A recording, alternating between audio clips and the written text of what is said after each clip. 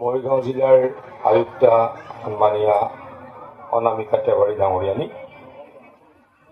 National health মিছনৰ OSD Lakshmi Dutta ডাঙৰীয়ানী, Mayong সমজিলাৰ আয়ুক্ত হৃদয় কুমাৰ দাস ডাঙৰীয়া, অতিৰিক্ত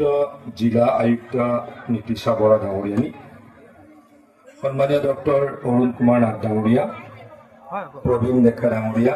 দিব্যজ্যোতি নেওগ ডাঙৰীয়া,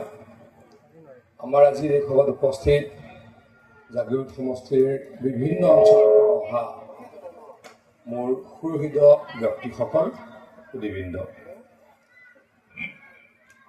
যোৱা 4.5 বছৰত অসমত মাননীয় মুখ্যমন্ত্ৰী হিমন্ত বিশ্ব শৰ্মা ডাঙৰীয়াৰ নেতৃত্বত উদ্যোগত বহু এনেকুৱা কাৰ্যসূচী লোৱা হৈছে,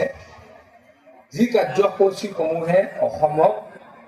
বহুত আগুৱাই লৈ যাবলৈকে সক্ষম।